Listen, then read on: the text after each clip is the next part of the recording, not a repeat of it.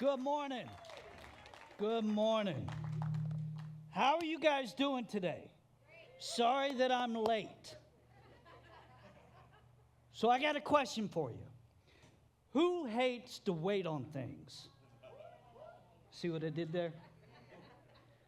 Like, who hates waiting for lights to turn green? Excuse me while I grab my water. Who hates waiting at fast food lines? Well, you shouldn't be in a fast food line. You shouldn't be eating that. But who hates waiting in fast food lines?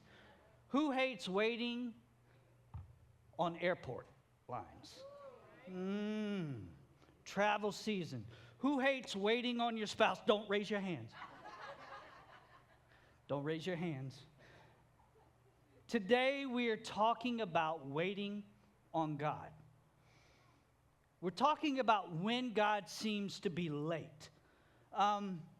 Many of us in here, and myself included, we are waiting on God to come through in one or more areas of our lives. Correct? Maybe the reality is right now some of you are waiting on God to do something, maybe financially. You're praying about it, and you're believing about it.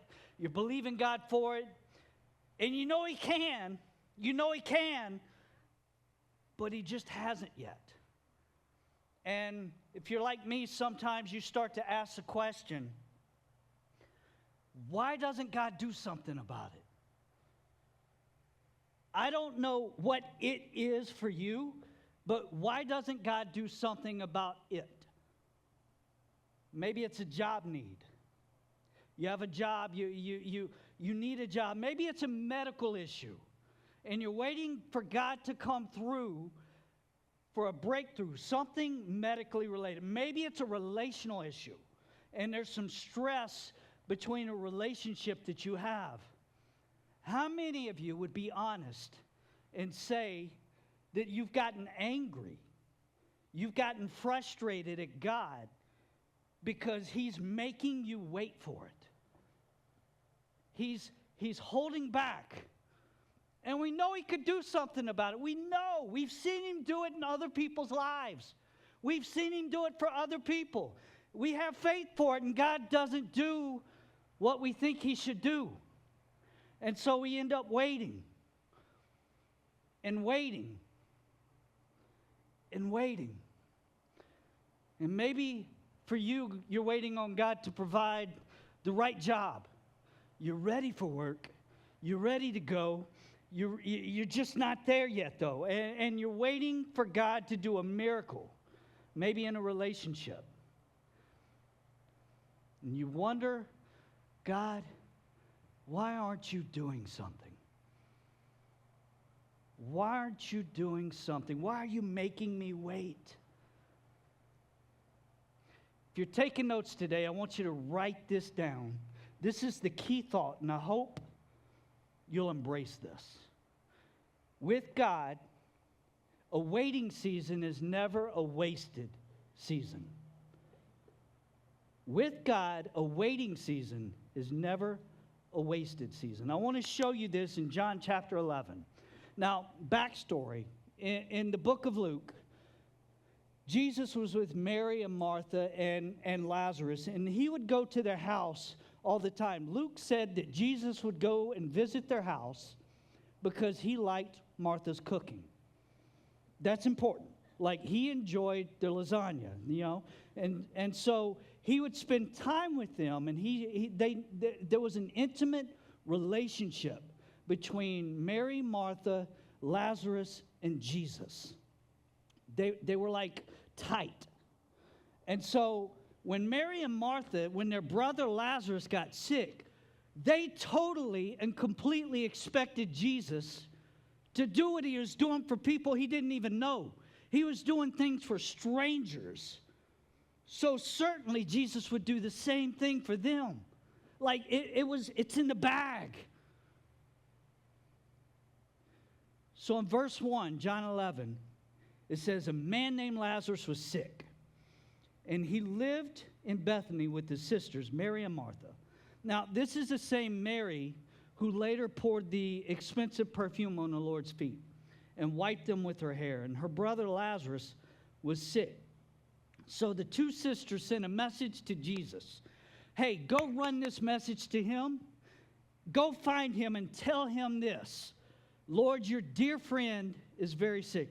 Now notice how intimate they were with Jesus. They didn't even say Lazarus' name. They said the one you love, your dear friend. Like your best friend is sick. Your best friend is sick, and it's that kind of thing. They're telling him, like, Jesus, the one you love, your dear friend, the person that you spend time with, and you grew up and you have a relationship, and you like laugh at each other's inside jokes. Like that guy, he's sick. And there's certainnesses in the bag. I mean, we're worried about Jesus healing Lazarus. Jesus is healing all these other people. And so we know, hey, Jesus, he's in our life group, right? He's been to our home. He's coming back. He eats our lasagna. He likes our food. Hey, Jesus, I'll have lasagna waiting for you when you get here. And they wait. And Jesus doesn't show up. And the next day, he's going to be here.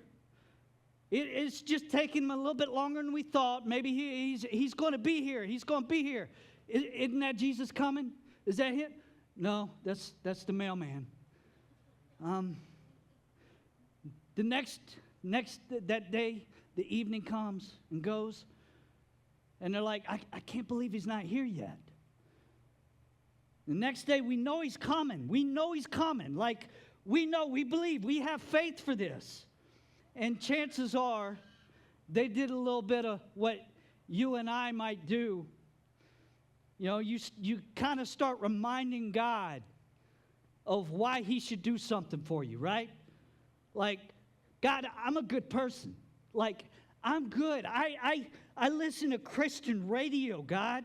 That's the same songs over and over and over and over and over. Like, and over and over. Like, that's how much I love you, God. Like, God, I tweeted a Bible verse last week. Like, I'm a witness for you. I served in kids' church. Like, the crackheads. Like, that's how much I love you, God. Certainly you're going to do this for me. Like, certainly you've been in my home. You've ate my food. We're close, Jesus. And Jesus doesn't show up. With God, a waiting season is never a wasted season. I'm going to give you two things to remember when you are waiting. And I hope it will build your faith in the middle of the waiting season. The first thing I want to tell you is that God's delays are not necessarily God's denials.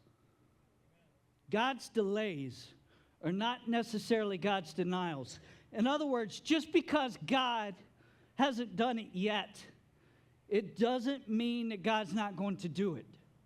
It does not mean that just because he hasn't answered your prayer now, just because it hasn't happened yet, doesn't mean that he's not going to answer your prayer. In verse 4, it says that when Jesus heard about it, he said, Lazarus' sickness will not end in death.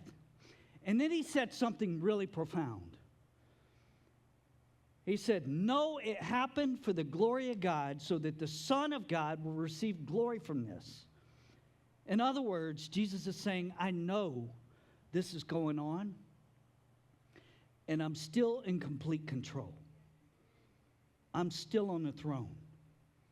I know this is happening, but I want you to know I am still the same guy that spoke to the sea and commanded it to stop in peace. I'm still on the throne. I might be here, but I'm still God in the flesh. And so when you get to the end of the story, you're not only going to see that there was a purpose behind it, but you're going to see Jesus glorified. Jesus was already aware because he already knew the outcome. God is outside of time. Remember, God's delays are not necessarily God's denials. In fact, I would argue that sometimes God's delays, you may experience what I call a divine delay. It's a divine delay. Many delays are divine delays. In other words, God may do something that you want, but he's not going to do it now because he has a different purpose. He has a plan. And, you know, we have a hard time understanding God's will. My prayer for the last few weeks, my prayer, and I told Amy, I've told our team, our ELT team, our leadership team, I said, my prayer is that I'm like, God, I'm not smart enough to know what you're doing. I'm not smart enough to understand your will and everything that you're doing.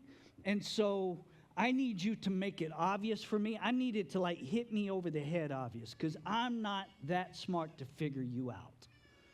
And in other words, in fact, I would argue all day long that God does want to do something in your life, and he wants to do something in you before he does something for you. A lot of times, that's why we're waiting. He wants to do something in you before he does something for you. In fact, in my own life, in those waiting seasons, I can tell you God's done a lot of things in my life. He's taught me how to depend on him, how to call on him, how to press into him, how to just walk by faith and not by sight. Because sometimes I don't see what I need to see.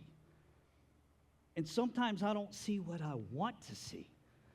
And so I have to depend on God, and he's teaching. He's teaching me to depend on him. And sometimes in those delays that you're experiencing, God is teaching you to depend on him. So time goes by, and Mary and Martha are certain Jesus is right around the corner. Like he's coming. Lazarus is really, really, really, really sick. Like really sick. And Jesus has got to be here at any moment. This is what friends do for friends, right? Like this is what friends do. Lazarus fights for his last breath. And he dies. So much for the praise report on Sunday. Where's God in this? Right? That's what we would say. Where's God in this? I mean, Jesus is out healing Romans. We don't even like Romans. And he's healing them. And he doesn't heal his close friend. It doesn't make sense. So Jesus gets there eventually. And it's so late that it's seemingly rude. It's almost insulting. By the time he gets there, it's insultingly rude. I mean, they've already brought all the meals out. They've wrapped Lazarus' body up. They've put all the myrrh and the frankincense, and they put him in the tomb. And they shut the tomb. And then Jesus shows up. Now, this is personal. Like, this is personal. If I'm Mary, if I'm Martha, like, I'm mad. This is personal to me. Not only did you not heal him, but you're not even there to comfort us when he passed, when we're mourning. Doesn't make sense. It doesn't make sense, Jesus. Verse 17, when Jesus arrived at Bethany, he was told that Lazarus had already been in his grave, his tomb. For how long? 4 days. This is important because what does the body start to do after a couple of days? Starts to decay. The King James KJV says, he stinketh. Lazarus was smelling skibbity. And all the Gen Alpha just cringed. Now, it's important to understand that 4 days has tremendous significance in Jewish culture. People in the first century had this superstition, this superstitious belief that for 3 days the spirit would hover over the body and the spirit would stay around the body. And by day 4, they believed that the spirit was gone. So there's no hope. Day 4, there's no hope. Day 1, day 2, and day 3 is like the movie Princess Bride when Wesley's mostly dead. You guys know what I'm talking about? Like, anybody know what he's mostly dead. He's not all the way dead. He's mostly dead. And day 4, he's all the way dead. Like, he's dead. It's game over, Jesus. You let us down. You failed us. And you didn't even show up. Has anybody ever had that conversation with God? Have you ever had that conversation where you were so let down? You're like, God, I asked, I pleaded, I begged, I cried, I prayed. Like, I got other people praying, and you didn't do it. You let me down. You cut me deep, Shrek. In verse 20, when Martha got the word that Jesus was coming, she went to meet him. Oh, did she ever? But Mary stayed in the house. Martha was going to let Jesus have it. She's going to give him a piece of her mind. Martha said to Jesus, I can imagine that she kind of stomped her feet, put her hand on her hip and finger. Lord, if you'd have been here, my brother would not have died. Right? She's hurt. She's a human being. She might be a little ticked. She's really angry. And she's like, Jesus, didn't you get my text? Didn't you get my prayer request? Didn't you get my message? I saw you left me on red. I saw the bubble start and then it disappeared. You answered my text when I invited you to dinner. You came over and ate my lasagna. We're close, Jesus. After all I've done, you couldn't even do this for us. You've done it for people that are strangers. I love the honesty in these scriptures. It gives me hope. Verse 21, she says, but even now, I know that God will give you whatever you ask. And quite honestly, this is where I live. This is where I live. Like, God, why didn't you when you could have? Why didn't you when it was possible? And now I don't understand, God, but I think I still trust you. I still trust you. Jesus, if you would have been here, this would not have happened. But I know now, even now, God, He will give you whatever you ask. And I love the honesty in the Bible. I honestly believe, and I can't prove it, but I believe that God understands that. I believe He understands the humanity. I really do, because I understand that as a dad. Sometimes my kids are like, God or Dad. They don't call me God. But sometimes my kids are like, Dad, I don't like that. I want to order pizza. Like, I don't want what you have, but I know you love me, and I still trust you. And my intention is like, hey, we're going to discipline ourselves. We're going to eat right, and one day a week we'll lose our minds. We'll eat some pizza, we'll eat some Dairy Queen, but the 6 days a week we're going to stay disciplined. We're going to eat right. Like, God, Dad, there it goes again, sorry. Dad, I don't like it, but I trust you. I know you love me and your heart's for me. This is where some of you live right now. And let's just call it what it is. You're waiting on something and it's not happening. You're waiting on something and it's not happening. The financial situation seems to get worse month after month. You're praying and you're trying, and you've been a good steward with what God's given you. You're not spending excessively. But it's getting worse month after month. The hole's getting deeper and bigger. Maybe you're fighting for your marriage. And the harder you fight, the more disconnected the other person seems. And you're like, why? God, why? Fix them. Anybody ever prayed that?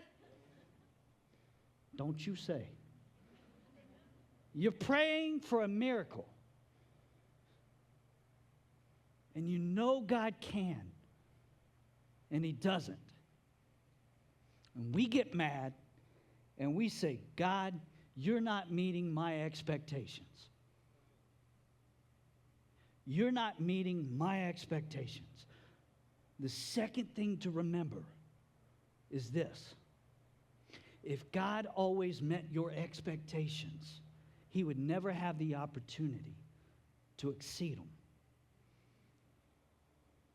If He always met your expectations, He would never have the opportunity to exceed them. At this point, there's no hope for Lazarus.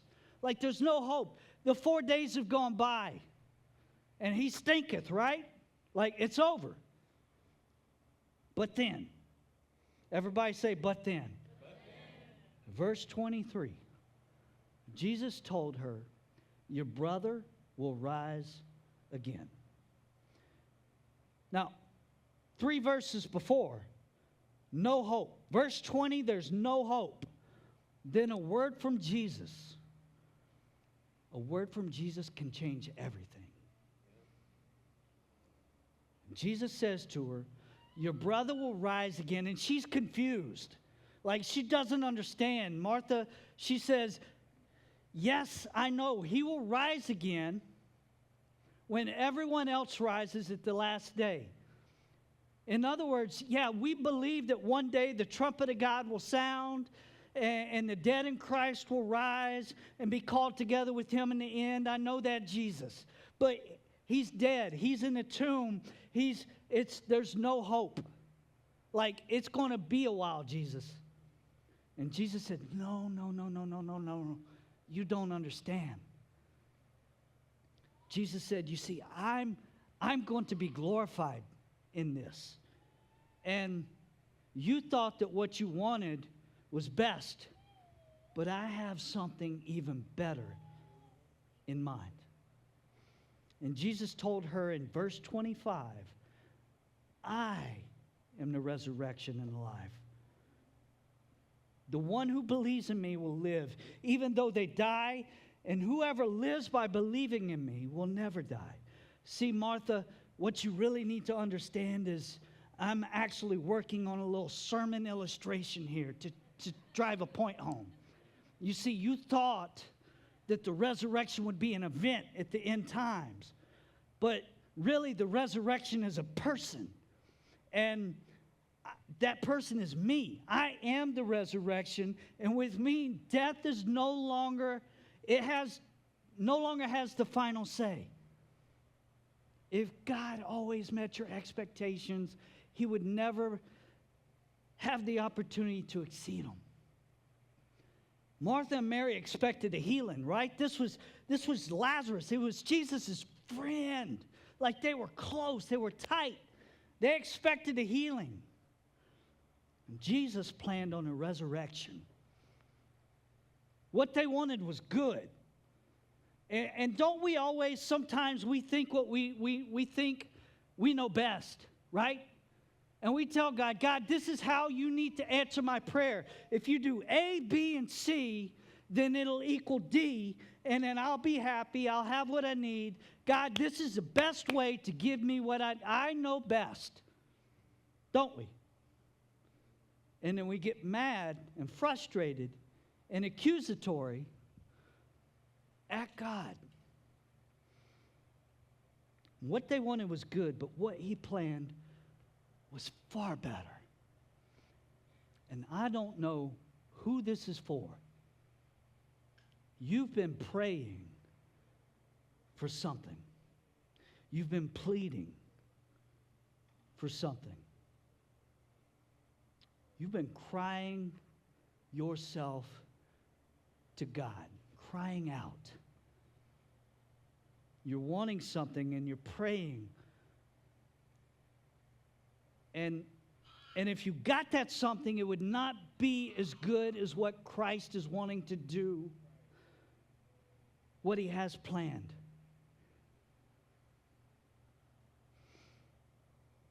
I knew a guy that he applied for a job a few months ago, and he really, really, really wanted it. Like he thought he had it in the bag. He nailed the interview. And he followed up, and he had, good follow-up conversation, like, hey, just letting you know I'm still interested. I still want that job. I think it's a good fit. I think mutually I would be a good team member. I could really help the organization and mission of the company. I think that I exonerate all the values of your culture. Like he communicated well. And he almost got it, but they hired someone else. And he was so frustrated, and he was so upset. And he's like, God, why? Like, it paid the perfect wage. I could have paid all my bills. I could have provided for my family. And now the hole's getting deeper financially.